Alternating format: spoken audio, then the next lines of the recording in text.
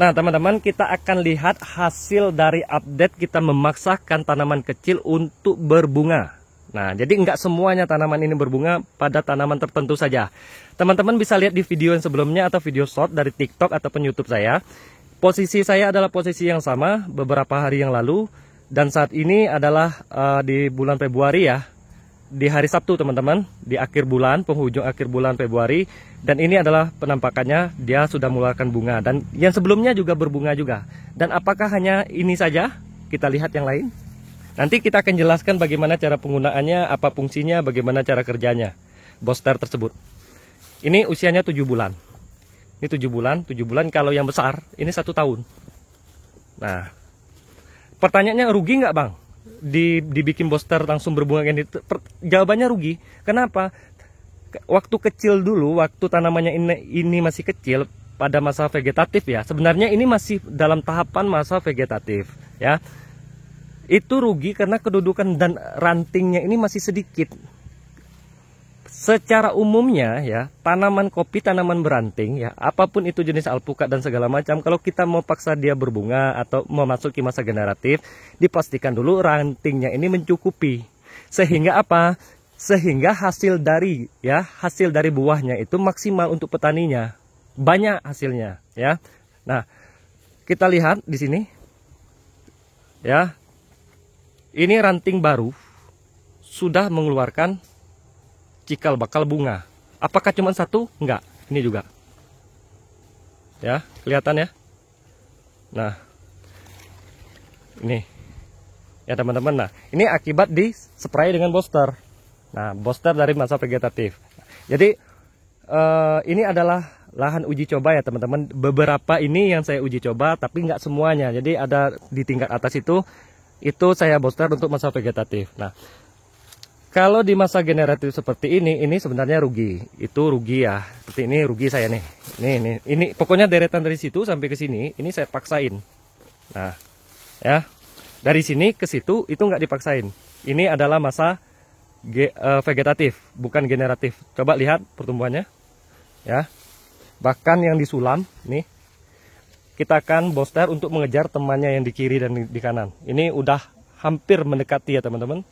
Nah, ini juga, ini disulam untuk ngejar yang di sampingnya. Ya, ini kalau yang di sini kurang lebih 1 tahun ya, karena ada sebagian yang tidak 1 tahun karena sulaman. Nah, ini lihat rantingnya rapat-rapat.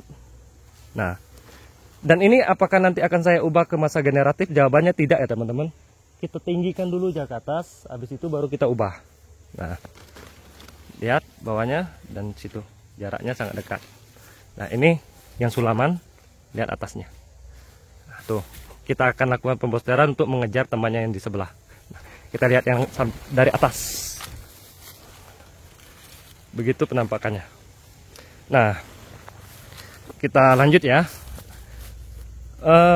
Lalu cara kerja dari Boster itu apa? Nah, cara kerja dari Boster itu adalah melakukan pembelahan sel. Jadi pembelahan sel. Jadi banyak yang komplain karena saya itu pakai bahasa yang terlalu tinggi ya teman-teman. Jadi pembelahan sel itu atau apa ya, memperbanyak ranting lah istilahnya, bahasanya yang lebih bagus ya, biar kita mudah memahami. Itu dilakukan oleh tanaman ini ya. Kita akan membuat tanaman ini melakukan pembelahan sel atau memperbanyak dari ranting yang kita inginkan itu 10-30 kali lipat daripada tanaman pada umumnya. Dengan satu syarat ya. Untuk melakukan yang seperti ini dengan satu syarat, harus tersedianya nutrisi karena dia kita paksa untuk bekerja ya di luar normal tanaman umumnya.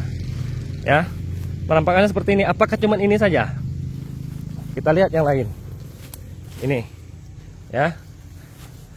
Ini. Ya. Ini coba lihat nih. Ini tanaman yang defisit karena tidak ada nutrisi. Ya, sumber dayanya nggak tercukupi. Nih.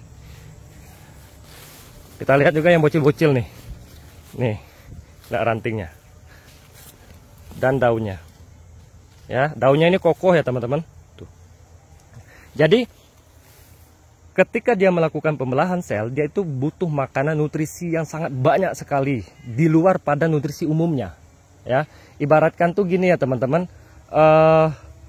Kita kerja lembur, dan harus ada dapat gaji. Kita kerja lembur itu karena kita mau dapat gaji, dan gitu juga dengan tanaman. Jadi kalau kita suruh dia lembur, kita harus kasih dia makanan yang dia butuhkan, karena dia bekerja lebih daripada pertumbuhan umumnya. Kalau tidak kita berikan pemupukan gimana bang? Atau kita lupa melakukan pemupukannya gimana bang? Atau tidak tersedianya sumber daya alam di tanaman ini bagaimana bang? Kita akan lihat ya. Itu yang tadi yang satu. Kita akan lihat yang lainnya juga. Dia ada beberapa ya. Ini satu ya. Padahal sudah saya lakukan pembersihan ya. Yang teman-teman yang lain tidak saya lakukan pembersihan, tapi pertumbuhannya bagus seperti ini. Daunnya mengkilat, pertumbuhannya cepat. Ini baru beberapa hari ya teman-teman. Kita lihat juga yang situ. Nah, yang gini. Ini namanya adalah defisit nutrisi.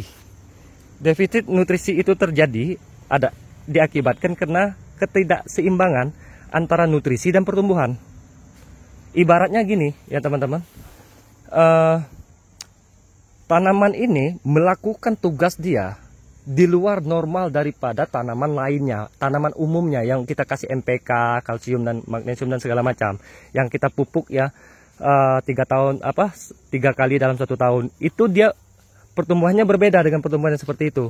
Nah, ketika nutrisinya itu tidak tersedia, maka pertumbuhannya akan stuck, malahan berhenti. Dia tetap melakukan pertumbuhan, tapi malah jadi rusak dia, atau disebut sebagai pertumbuhan abnormal. Nah, paham ya teman-teman? Mudah-mudahan bahasa saya tidak terlalu tinggi ya. Ini yang normalnya. Ingat tanaman yang sakit yang di sini, ya, kita tambahkan sedikit nutrisi, kita lakukan pembosteran. Kita lakukan untuk penumbuhan tunas-tunas baru. Tuh, teman-teman lihat. Dulu sangat nggak ada malahan ya tunas ini. Ada cuman kecil-kecil teman-teman. Nih, setiap tunasnya langsung ada keluar ranting ya teman-teman. Tuh, nah. Jadi cara kerjanya adalah melakukan pembelahan sel. Pembelahan sel tadi ya, yang kita harapkan agar si tanaman tadi melakukan pertumbuhan secara cepat di luar pertumbuhan umumnya. Itu yang pertama. Yang kedua, perbanyaknya fotosintesis. Fotosintesis ini bisa terjadi karena apa? Karena adanya klorofil. Klorofil itu adanya di mana? Di daun, di batang, dan di tumbuhan yang lainnya.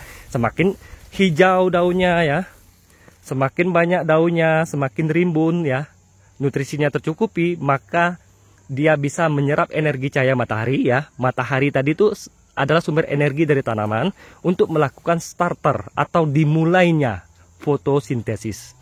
Dimulainya fotosintesis itu untuk apa sih bang?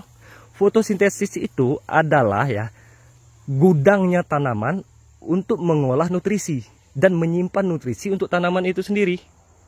Nah, paham ya sampai sini ya? Nah, kalau itu sudah tercukupi, maka perkembangan dari stomata tadi, ada yang namanya stomata ya, itu akan jauh lebih bagus. Stomata itu berfungsi untuk menarik matahari, menarik oksigen dan lalu dilepaskan lagi. Jadi tanaman ini memfilter udara atau oksigen yang untuk manusia hirup. Nah, seperti itu.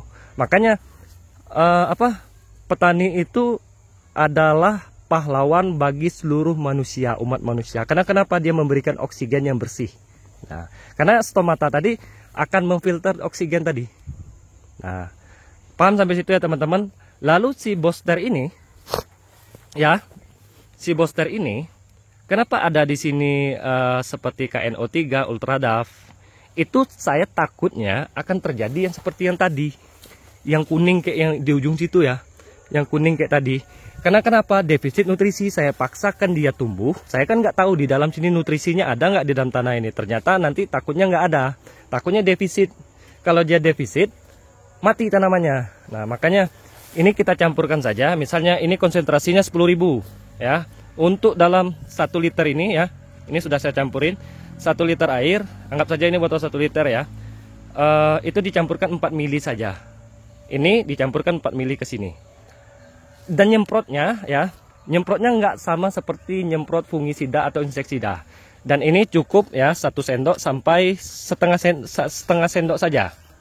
Ya, setengah sendok atau sampai 1 sendok saja setiap zat-zat kimia pemupukan ini ya. Jadi yang Ultradapnya setengah sendok atau 1 sendok, KNO3-nya bisa 1 sendok atau setengah sendok. Dimasukkan ke sini, dicampur dengan ini. Jadi 1, 2, 3 ini di mix ke dalam botol. Nah, penyemprotannya gimana? Nih, kita kocok dulu ya. Nah, tadi nyemprotnya ya, itu nggak sama seperti nyemprot fungisida sama inseksida. Kita hanya perlu membasahi titik tumbuh. Titik tumbuh itu mana? Ya ini. Ini titik tumbuh. Ini namanya ya. Ini dalam pertanian atau biologisnya ini namanya titik meristem. Titik tumbuh disebut sebagai titik meristem. Nah, batang ini adalah batang primer.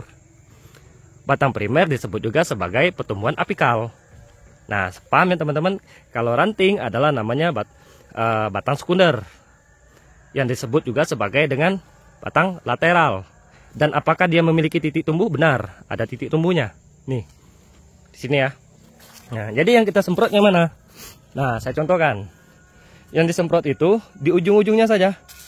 Nah, gitu saja. Nah, nggak perlu terlalu basah, seluruhnya nggak perlu basah. Udah kena semua ya. Ya udah, pindah lagi ke tanaman lain.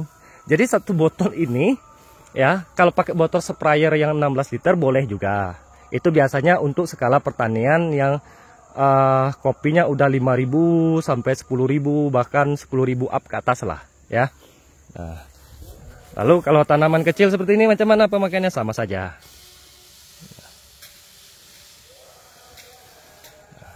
Jadi seperti itu ya teman-teman. Dan mudah-mudahan bermanfaat dalam video ini. Jikalau ada pertanyaan silahkan ditanyakan. Dan jangan sungkan-sungkan untuk memberikan komentar. Terima kasih dan wassalamualaikum warahmatullahi wabarakatuh.